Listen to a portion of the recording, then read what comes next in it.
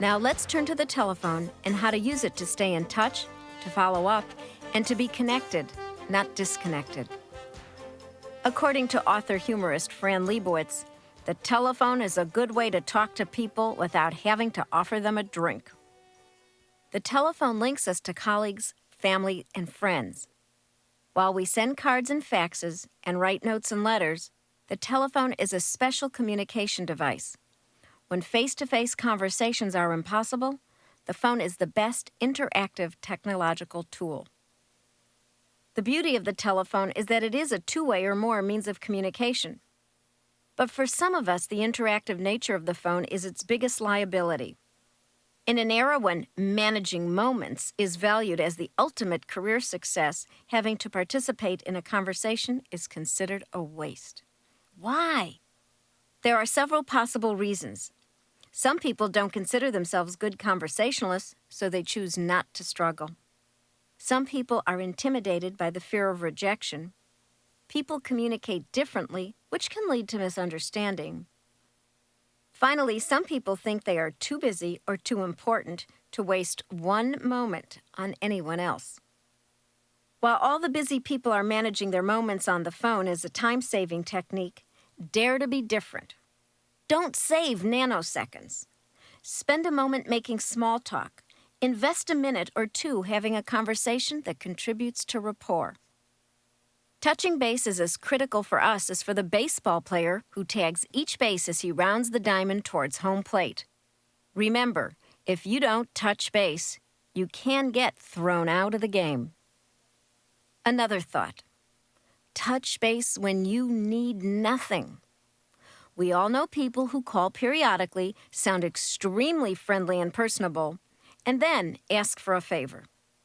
There are several people with whom I am friendly, but they are not my friends. One reason, they only call for their benefit and have never called to just say hello. Mark Chimsky of Little Brown Books told me this story. The other day, a former colleague of mine called and spent 15 minutes schmoozing. I hadn't heard from him in over a year, and I thought maybe he was just being friendly. But then he asked for a big favor. My advice, Mark said, is to cut to the chase. A few pleasantries are fine, but to mislead me to think this was a friendship call when there was an agenda does not work for me. I would have preferred it if he had asked his favor 2 minutes into the conversation." Unquote. Rowan's rule. If you only touch base to satisfy your interests, your resources will dry up. I asked Shana Stillman, former vice president of the National Speakers Forum, what makes it so easy for her to meet people on the phone. Her response was, when someone sounds genuinely pleased to talk to me, I respond in kind. If you behave enthusiastically, you'll eventually think and feel that way. Unquote. Rowan's rule. Convey enthusiasm and interest in the person on the other end. Pay attention. A couple of other thoughts. Don't eat or chew audibly while holding a phone conversation. If, while you're on the phone with someone, another person confronts you with a question, don't talk to both people at once. Finally, don't have one of those whispered side conversations of which the caller is aware. If you're calling at the behest of another person, for starters, first identify yourself. Then name the person whom you are calling and state the name of the connection. For example, "Hello, may I please speak to Jane Jones? This is Daffy Duck. Elmer Fudd suggested that I call." Be sure to thank the secretary for his or her part. If you do reach Jane, introduce yourself with energy and a smile in your voice. The next statement is crucial and shows regard for Jane Jones. Always ask, is this a good time? If not now, when would it be a good time? And if Jane only has 2 minutes, promise brevity and deliver it. Convey the positive comments your mutual contact has said about Jane, such as, "Elmer said you're one of the most knowledgeable people in the industry. It's the truth, and it's about her, and it could help Jane feel more at ease and receptive." Write a follow-up note to Jane, acknowledging the time and information shared, and write a note to Elmer. Knowledgeable networkers acknowledge. Apprise everyone involved of the progress of the connection. And be nice to secretaries and assistants. These people work with their bosses, and they have a routine established for screening and placing calls. Being too short or too insistent with the secretary rarely pays off. You may get through now, but you may lose the connection long term. Carl Lamel, one of my best friends and CEO of Victor Newman Foundation in Chicago, passes on this advice. Remember, the assistant and the boss are a team. Unquote. Try to be lighthearted when calling because most people are efficient and serious, so do the opposite. If needs be, use a mirror to make sure there's a smile on your face and transfer it to your voice. Pay attention to the voice on the other end and act appropriately. Car phones can be time savers and sometimes lifesavers, but they too must be used appropriately. Very important calls that require excellent clarity may be ill-suited for a car phone. Although technology continues to improve, the transmission of a call as the car enters a tunnel does not. One would hate to be in the midst of an important deal-clinching exchange only to have the line go dead. It is worth rethinking manners and etiquette as we use the technology. The basic questions remain. Is it courteous? Is it considerate? Does our behavior reflect respect for the other person, or the opposite? I have been told many horror stories by people who have had an event interrupted by beepers, portable phones, and watch alarms. Is that showing respect or showing off? Exceptions include doctors who must tend to life-threatening situations. Check your phones at the door or leave them in your car. If you need your hands-free, use a headset. Speakerphones often don't pick up voices if one is across the room or one's head is turned away from the mic. They also produce an echo. Also, discomfort can be produced if you suspect a large audience has gathered at the other end to eavesdrop on what may be a private conversation. Many rejoiced at the introduction of call waiting. However, a built-in frustration comes with the technology, deciding which call is more important. There are times when people who have several phone lines will say, "I have a long-distance call from Tokyo that I must take." It makes sense, no offense taken. Call waiting operates the same way. Use a second phone line for outgoing calls. If that is not possible and if a conversation is urgent and should not be interrupted, disconnect call waiting before you call. Incoming calls can be free of call waiting by buying the three-way calling feature. Be considerate of original callers. Interruptions should be acknowledged and that call returned once you politely finish with caller number 1. Once you have said, "I'll get back to you," do so. Now, if voicemail irritates you, you are not alone. As a consumer, I dislike laborious voicemail systems. As an individual, I like being able to leave a direct message on voicemail or an answering machine. The follow-up that cements connections is two-way communication. While machines, voicemail, email, and fax transmissions convey information, they are one-dimensional and without tone, spirit, or shared laughter. Melinda Henning, founder of Doing Business by Phone, has shared the following tips for confirming connections through voicemail or answering machines. The beep indicates that you now have your contact's attention and the chance to make an impact with your message. Call as soon as possible after the meeting to leave a message, just as you might follow up with a note in a timely manner. Henning says, always leave a message. Don't waste the call. And always include the reason for the call and your number. Try something different. Be spontaneous and entertaining. Yours might be the only voicemail message your contact gets that day that isn't boring. And don't worry about mistakes. They make you sound real. On your own voicemail, record a greeting in your own voice that is brief but current and lets the caller know when a callback might be expected. Encourage callers to leave a detailed message and then tell them how long they have to talk. The fax machine is the microwave of the office, a necessity. And while it has been critical for business, it's also a fun way to stay in touch with the network.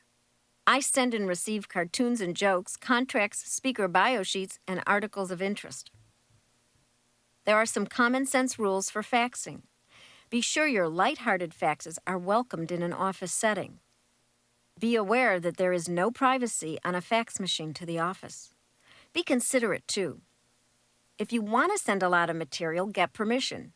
Perhaps better still, send it through the mail. The computer has given us electronic mail or email, which requires its own form of etiquette. Some rules for email are: use the rules for written correspondence. Follow grammar, spelling, and punctuation rules. Give memos a heading. Sign your memos. Check for the tone of the message. Don't be too strident or too soft. Keep messages professional because they can be shared. Perhaps I'm old-fashioned, but I think it's time to return to conversation. People talking with, not at, each other through technology. The telephone enhances both professional and personal networking, and it allows us access to the global grapevine. Used properly, the grapevine can be a powerful resource in career aid. Savvy people realize how important informal information is. Some people refuse to deal with the grapevine because they consider it gossip, irrelevant, and beneath them, idle chatter for which busy, hardworking people do not have time. If you share these reactions, consider this. Informal information is not necessarily vicious gossip. 80% of the information in the office grapevine is business-related office politics. Traditionally, the grapevine has served several useful purposes. It circulates information about awards, promotions, families, illnesses, and deaths. That, of course, allows individuals or groups to respond accordingly. Through leaks, the grapevine may also forecast events to provide news of the future which you may need to know. Rumors move exceptionally fast when layoffs, furloughs, or mergers are pending. The grapevine may even signal the need to update your resume, identify your network of contacts, and get back into circulation. Actually, an updated resume should always be on hand. There are two crucial cautions to heed while using the grapevine. 1, listen actively, and 2, don't add grist for the rumor mill. It could come back to haunt you. Also, respond carefully when you hear grapevine information. Your reaction to such news could be misinterpreted. There's one particular aspect of the office grapevine that could pose a sticky situation. What if you are the target of the information tidbit that is being passed around? First, determine if it's professional or personal in nature. Then keep cool and consider the following options. Trace and confront the source. Approach your boss if the grapevine indicated your job was in jeopardy. Prepare a memo. Or ignore the information. A former mentor advised that denying a rumor was a waste of time. Such a response could serve to, as he put it, validate that rumor with those people who needed to pass on damaging information. Maybe. But there's another theory, which is that silent approval can also serve to validate rumors and vicious lies. History is replete with abominations that silence approved. People who are smart at managing their careers have a career plan with supportive strategies and options. They know who has formal power, but even more important, they are keenly aware of who has informal power. Talk to everyone: secretaries, custodians, paraprofessionals. The worst that will happen is that you'll learn a lot from many sources, have many sources of support, and be considered a nice, friendly person. Here are some tips to help you cultivate your grapevine. Determine who has access to your coworkers and those with whom they interact or socialize. Buy lunch or dinner for those who are primed grapevine sources. Recognize that members of your professional associations may have information about your organization. And finally, be aware. Recently, mentors and mentoring have received a lot of press. Actually, mentoring has existed since Greek mythology. Mentor was not a shortcut to the executive suite. He was a teacher for Odysseus' son, Telemachus. A 9-year-old can be a mentor to a 6-year-old if he shares his insights, ideas, experiences, and knowledge. A mentor cannot and should not help you bypass the dues-paying process, but can guide you through it. He or she is much like the trail guide who points out the various paths, but chooses the best path. This mentor guide cannot carry you across the stream, but can identify which stepping stones are sturdy enough to allow you to cross the stream safely and which to avoid. Once you have identified why you want a mentor, you must choose which type is most appropriate. According to career strategist Marilyn Moats Kennedy, there are 5 types: peer, informational, retiree, competitive, and the godfather or godmother. The peer mentor provides guidance and information as an equal. The motivation is to build alliances. The information mentor teaches informal aspects of the organization. The retiree mentor has a wealth of information to share with little risk. He or she knows where all the bodies are buried. The competitive mentor is the person with your job in another company who may have informal information about your company and the profession as well. The godfather or godmother mentor is distinguished from the others by his or her ability to make favorable things happen for you. He or she is a sponsor or guide who can and will open doors for you. An effective mentor should possess the ability to teach, a knowledge of the organization, industry, or association, the willingness to share information and resources, and the self-security that allows him or her to let go when you're ready to move on or up. This last trait, letting go, cannot be overemphasized because it prevents the pain of mentor trauma. When mentoring relationships become emotional attachments, proceed with extreme caution. Sally Livingston, one of my mentors, was excellent at letting go with encouragement, but she was also open to allow her students to return to the nest when necessary. How does one get a mentor? Begin by observing the people around you. Look for the person with whom you laugh. Look for those treated with respect. Identify people who are in favor. Don't overlook the reserved person who may have much to teach. When you have identified your chosen mentor, follow this advice from author and editor Michael Korda. Be a good listener. A surprising number of ambitious young people have never understood that the art of being mentored requires that you are loyal, silent, eager to learn, and willing to hold back in anticipation of future rewards. Unquote.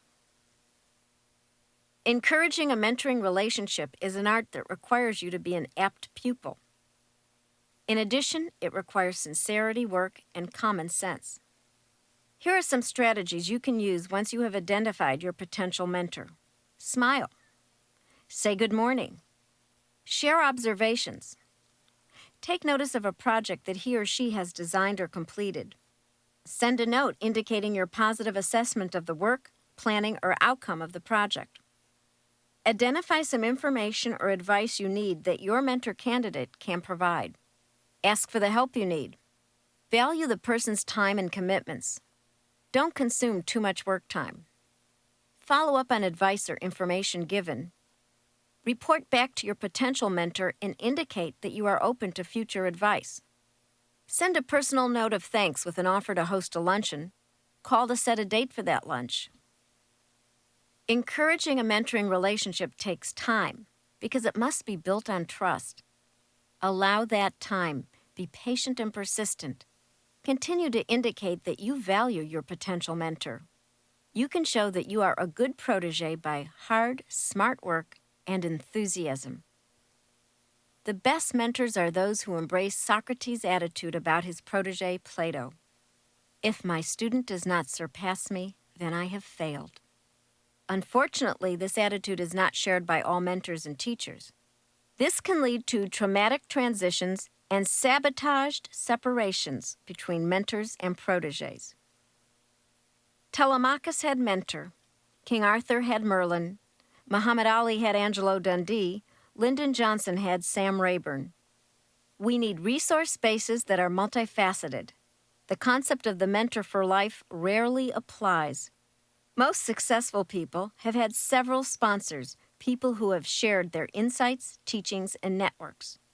Those sponsors change as you do. It makes sense that each phase of our life requires a different support system.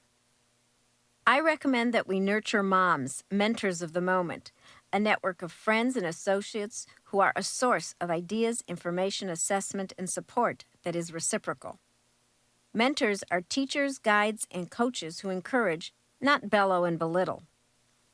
The consummate mentor is Coach Bill Walsh, who has trained several generations of college and professional football players. His mentor immortality is reflected by his protégés dominating college and professional coaching.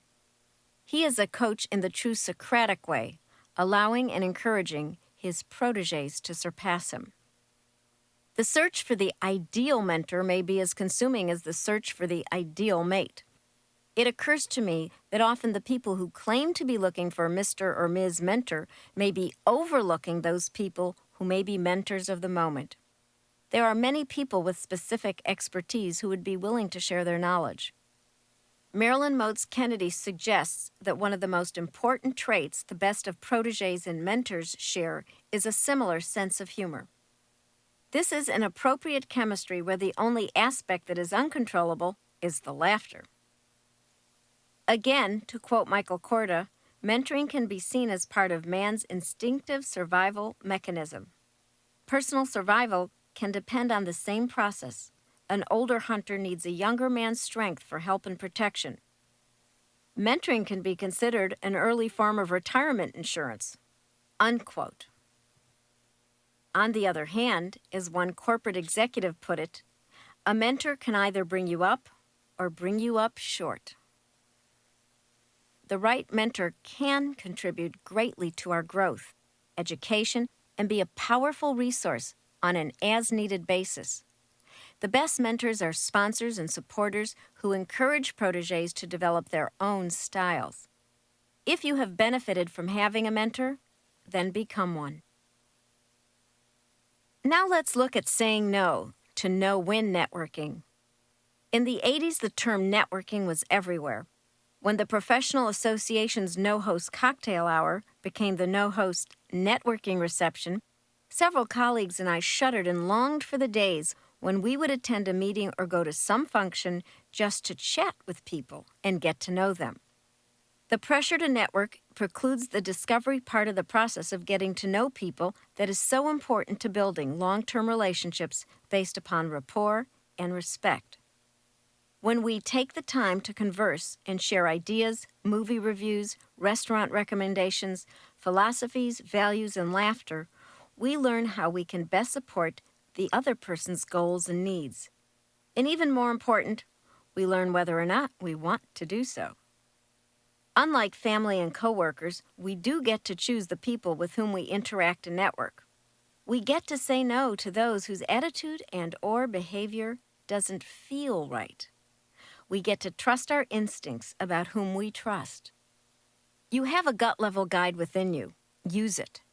How many times have you had a feeling, a hunch about a person you've met, and ignored it? Then found your initial gut-level reaction was on target and that you should have listened to yourself. The bottom line is this: people earn their place in our networks, whether it's by chemistry or connection or communication that reveals some commonality. It is no one's God-given right under the guise of the networking process to be the recipient of our leads, referrals, advice, and ideas, and good name. We get to choose our professional and personal associates. Some people may protest that this narrows the network. Not really. It only narrows the negative inputs, thereby leaving space for more appropriate members. Burning bridges is not my suggestion. Choosing the bridges you traverse is. In life, those decisions are sometimes made for us. After the 1989 Bay Area earthquake, the Oakland Bay Bridge was broken, so we traveled the other bridges. There are other choices. There always are. Conference planner Marcy Bannon says we should not network with people we don't like or trust, regardless of the deal. She's right. Here are a few legitimate reasons to exclude people from your network. You don't like, trust, or respect them.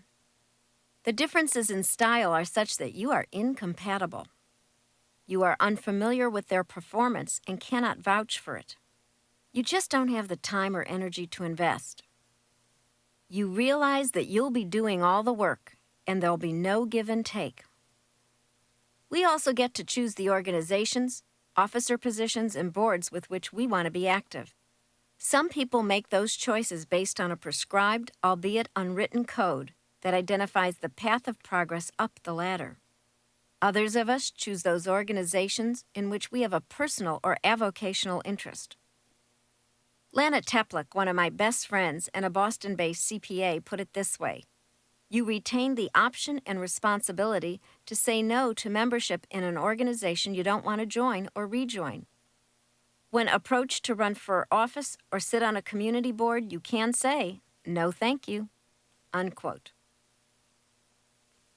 Now let's look at moving on, letting go, cleaning out. In other words, cleaning out the closets of your life. Renowned speaker Patricia Fripp hired image consultant Diane Parenti to help her organize her wardrobe and image. According to Patricia, here's what happened. There were 3 piles of clothing, one for the poor, one for recycling, and a small pile for me. Some of my favorite items were in the pile for the poor. I begged Parenti to let me keep this sweater or that skirt. Parenti just shook her head. No, these may be favorite items, but they detract from who you are now and the image you have chosen. She wouldn't give in. So I had to learn to let go of that which no longer served me. Cleaning out my closets became a metaphor for how I approach my business and live my life. We must assess, reevaluate, and let go to make room for the new, be they clients, cronies, or clothes. I share that with my audiences as a way of accepting and managing the continual changes in our personal and professional lives. Unquote. If we do the same closet cleaning with our networks and eliminate the negative, we are left with the best. The people with whom we feel great. Why? Once we assess how we feel about each person and with each person, the picture becomes focused. That focus is investing time and energy with people whom we enjoy. With careers, social, and family life demanding so much, assessing our networks is the first step in setting our priorities. In the process of living and working, we collect people and organizations. Sally Livingston wrote that when she started her business, it became difficult to maintain all of the connections and add in more of what was needed. She chose to assess the network that had become unwieldy, shape it up, and finally, move on and let go of organizations and people that no longer supported her interests. It's not easy, but it can be done. Go back to the lists of people that you drafted earlier. Think about them. Now take a sheet of paper and label it List 1, people with whom I spend time. Then label another sheet List 2, people whose company I really enjoy. Is anyone on List 1 but not on List 2? Circle their names. These are the people to be cleaned out of your network. Is there anyone whose name is on List 2 but not on List 1? Place a rectangle around his or her name. Pick up the phone and call that person. Schedule a lunch, dinner, tennis match, or coffee. It sounds easy, but it's not, because moving on reflects change. Some of those circled names are bosses, co-workers, or relatives who are difficult to dump. But if you do the above exercise, you will move on and allow space for new people and new organizations. Drifting apart is a wonderful term because it captures a natural manner of moving on that ebbs and flows. But there are times when changes in our careers and lives cause these people to drift back into our lives in a natural way. We just lose touch temporarily. But maintaining a network implies more action than a drifting apart. We must make conscious choices. Another activity that forces us to clean out our network is to go through our card files. Remove the card of anyone about whom you have no recollection. Toss it out. If that person recrosses your path in a memorable manner, you can always ask for another card. Next, remove from your file the card of anyone with whom you have had no contact in 18 months. Place it in the Not Yet Dead file that does not have a top priority location on your desk. That creates space for your new contacts. One of the ways I clean out my network is to pay strict attention to those people who give me unsolicited feedback. Another is to exclude those nosy nuisances who ask personal, private questions that are none of their business. Invasive people are not invited into my network, and you don't want them in yours. We do need feedback, And we choose those whose style of advice, ideas, and critiques we can hear. I know I do. And my feedback friends are those whom I trust to have my best interests at heart and who are willing to offer their comments, knowing they are safe to do so. They hear what I say and what I don't say. And not one of them has to ask a lot of questions to get information from me. I'm so very comfortable and safe that the information flows. Whether we are working a room or having a follow-up conversation with a contact, asking too many questions is not a good idea. It is an information gathering device for the questioner. Such an interrogation always makes me wonder if the data being gathered is for some unsavory reason. Another view is that a person who asks too many questions rarely avoids the personal ones in the process. That person doesn't convey interest, merely curiosity. They are doing a needs assessment for their sales pitch. Also, they probably are not contributing to an exchange of conversation, ideas, or philosophies upon which rapport is built. You know your limits. Identify them, honor them, and choose other people who do just that. Be selective. It is our responsibility to set boundaries for what is acceptable behavior to us. Further, it is our responsibility to convey those boundaries. Some people may be genuinely unaware of our boundaries because our society has become so lax or relaxed about propriety. All we have to do with genuinely well-meaning people is to clarify our boundaries. But then there are those who, once informed, transgress again. The choice is up to you. Consider this. Would you trust such a person with a referral to a job, contact, or crony? If people ignore your wishes and boundaries, behaving improperly toward you, do you think they will magically transform into considerate, attentive, respectful people? Leopards don't change their spots. Now I want to talk about raising your MQ, your Mensch quotient, and you do it by paying your dues. First, know there is no way to get around paying our dues. Whether it's the monetary fee required to join an organization or the payments of the experiences we survive.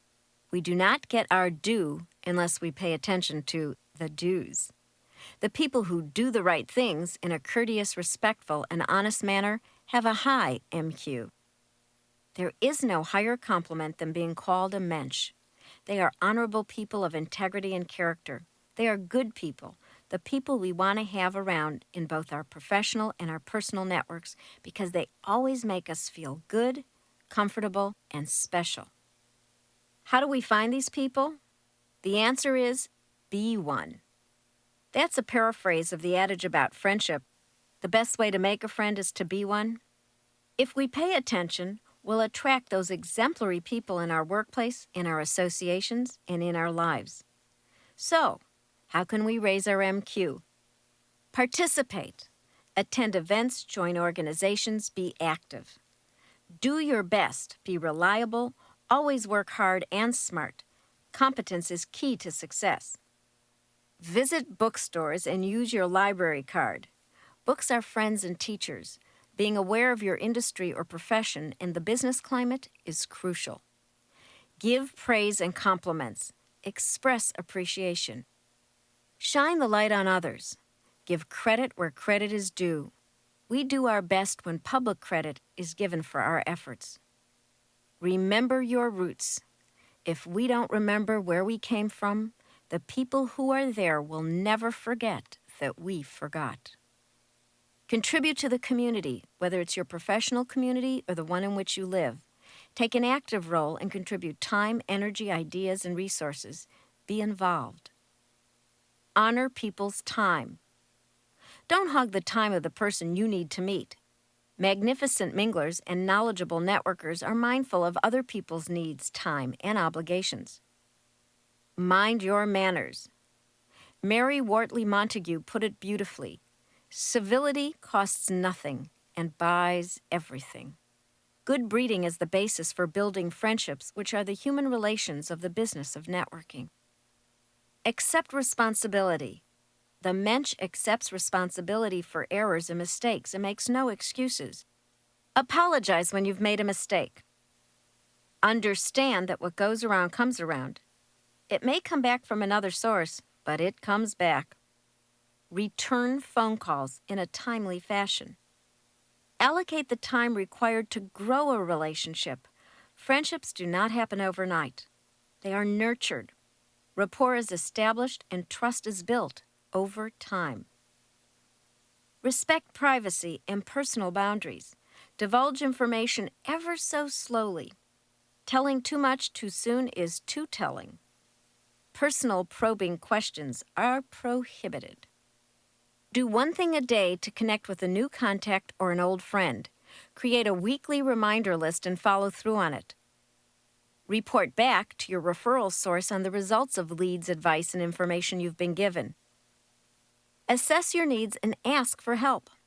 Many people have trouble asking for help but prefer to give it. We must balance giving with receiving. Call ahead if you are referring someone to your contact. This way your contact won't be caught off guard. Embrace diversity of age, ethnicity, and expertise in your network. Work hard. That's why your company's paying you. Stay visible, informed, and in touch. And last but not least, invest the time it takes to nurture your network. Now let's spend a few minutes on how not to be a networker. Some of the don'ts you must know and tips on how to avoid being a sleaze. The links that we have to other people are fragile and require lubrication to keep them working. Meeting people, conversing, and establishing relationships is easier for some of us than for others. Because the people I've surveyed and interviewed are people in my network, there is a bias. Susan's slant is in favor of the warmth, charm, caring, and manners that the people with whom I connect and associate possess. So, don't equate the process of networking to a science. It is an art. Don't misconstrue networking to be a sales plan. Don't be blinded by goals, only guided by them. Don't be quick to make superficial judgment about others. Don't use a name to gain access without the permission of that person. Don't offer unsolicited opinions for the benefit of those who never asked. Don't talk about the monetary terms of your last deal. Don't ask for more than people can give. Don't take credit for the ideas, concepts, and words of others. Don't blame others for your missed deadlines and unfulfilled promises. Don't forget to think before speaking. Pregnant pauses are sweet silences. Don't ignore signals, body language, gestures, words, tones. Don't use disparaging humor. Don't overstay your welcome. Don't cop a touchy-feely. Keep your lips, hands, and arms to yourself. Don't use suggestive language.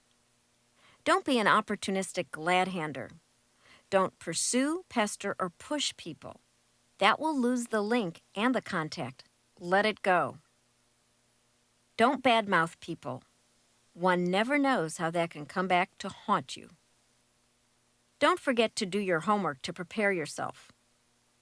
Don't deflect compliments. They are gifts.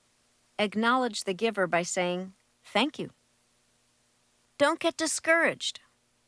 Don't lead people on. Tell the truth. Don't compromise ethics for a quick buck. Don't be afraid to try something new. You can always return to the old way. Don't drop a colleague, client, or customer because his or her timing is different than yours. This month's turndown could be next year's mega contract. Don't discriminate against people. Be discriminating among them. Don't forget that cross-gender networking is impacted by the differences in conversational styles of men and women. And finally, don't forget to pay attention to paying your dues and raising your MQ. Let's look at a few new and old ways to network, methods for locating, identifying, and starting groups or networks. There are 3 types of groups and formats that offer a network of people. First is the formal network. The primary purpose of formal groups is the exchange of leads, contacts, and tips, although these groups may also exchange support, resources, advice, and ideas. Second is the semi-formal network. Semi-formal groups are formally organized, but the major purpose is not the networking. It may be educational, informational, or regulatory. There are also clubs and groups that are private and exclusive. There are as many groups as there are special interests and job descriptions. In the directory for the American Society of Association Executives, you will find a membership of over 20,000 national, state, and local trade and professional associations. These organizations provide a host of services and benefits for their members, not the least of which is a network of people who share that interest. There is a pre-existing commonality, a basis for conversation with any member. Third, there's the informal group. These are not affiliated, have no charter, and perhaps no dues.